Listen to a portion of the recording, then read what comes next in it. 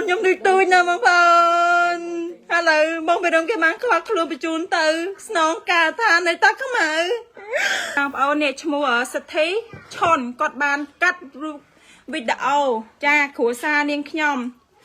គឺគាត់បានកាត់តវីដេអូគ្រួសារខ្ញុំនៅពីខាងលើចាដាក់ចាគឺគាត់ដាក់ពីក្រោមហើយគាត់ផេកគាត់ក៏បានដាក់ caption ជាអក្សរចាគឺអាក្រក់ស្ដាប់មែនតើនាងខ្ញុំសូមច្រានចោលពីផេកមួយនេះចាខ្ញុំទៅតែបានឃើញវីដេអូនេះចេញពី page វិទ្យុស្ត្រីខ្ញុំមិនដឹងអំពីរឿងលំអិតច្បាស់លាស់ថាវាយ៉ាងម៉េចខ្លះនោះទេ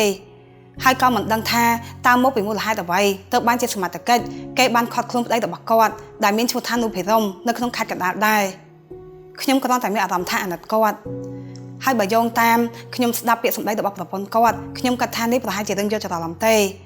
ដូច្នេះខ្ញុំក៏ចង់ស្នើសុំទៅដល់ឯកឧត្តមកើតរិទ្ធនៃក្រសួងយុតិធម៌សូមឯកឧត្តមជួយទៅពិនិត្យរឿងក្តីនឹងផងដែលនៅក្នុងខេត្តកណ្ដាលយោងតាមប៉ុស្តិ៍វិទ្យុស្ត្រីលោកនូភិរមត្រូវបានសមត្ថកិច្ចចាប់ខ្លួនដោយសារតែលោកចង់ទៅតំបន់ដែលអ្នកជិតខាងបានប្លន់ដល់យើងគាត់ចង់ប្រមូលរកផុសតាងដែលប្រៃបានធ្វើខុសដើម្បីទុកប្តឹងគាត់គឺចង់ជួយដល់ប្រទេសជាតិយើងទេតាមខ្ញុំគិតកំហុសរបស់លោកនូភិរមប្រហែលជាចោទរដ្ឋាភិបាលដោយក្តីអចេតនាទេ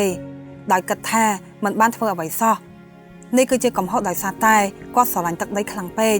គាត់ខឹងពួកប្រៃចិត្តខាងនឹងខ្លាំងពេកដែលបានធ្វើបាបប្រជារាស្ត្រយើងពេលនេះខ្ញុំគ្រាន់តែស្នើសុំទៅដល់រដ្ឋាភិបាលសូមជួយអនុគ្រោះលើកលែងទោសឲ្យគាត់ផងទៅគាត់មានកូនតូចៗចំនួន3នាក់ដែលត្រូវការឪពុកម្យ៉ាងទៀតលោកនូភិរមគាត់គឺជាគ្រូបង្រៀនទៀតដែលតួនាទីនេះគឺវាពិតជាមានសារៈសំខាន់ណាស់នៅក្នុងសង្គមយើងហើយផលដែលខ្ញុំនិយាយថារឿងនេះប្រហែលជាមានការយល់ច្រឡំ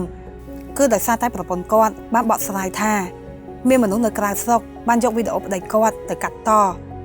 ដោយឲ្យពលរដ្ឋយល់ច្រឡំថាប្តីគាត់គឺជាក្រុមជ្រុលនិយមហើយប្រពន្ធគាត់ក៏បានបកស្រាយទៀតថាប្តីរបស់គាត់មិនមានជាប់ពាក់ព័ន្ធអ្វីជាមួយក្រុមជ្រុលនិយមនោះទេប្តីប្រពន្ធគាត់មិនដែលស្គាល់ពួកគេទាំងនោះទេប្តីគាត់គឺជារាស្ត្រសាមញ្ញធម្មតាដែលស្រឡាញ់ទឹកដីខ្លាំងពេកដល់ថ្នាក់ធ្វើឲ្យលើសលប់ដោយក្តីអចេតនាហើយខ្ញុំជឿថាមិនមែនមានតែប្តីគាត់ទេដែលមានកំហឹងនឹងចំពោះពួកប្រិយចិត្តខាងគឺប្រជាជនខ្មែរទូទាំងប្រទេសនឹងសុទ្ធតែមាន stress មានកំហឹងទាំងអស់គ្នាដោយសារតែត្រូវបានប្រិយធ្វើបាបដូច្នេះខ្ញុំគិតថាពេលវេលាឥឡូវនេះវាគឺជាពេលដែលខ្មែរយើងទូទាំងប្រទេសរួបរวมគ្នានឹងជាអាណិតអាសូរដល់គ្នាទៅវិញទៅមកខ្ញុំយល់ថាឯកឧត្តមកើតរិទ្ធខាងក្រសួងយុតិធម៌ពិតជាមានកិច្ចការងារសំខាន់ត្រូវការធ្វើជាច្រើនមិនចេះតែមានពេលវេលាដើម្បីមកគិតគូររឿងនេះទេ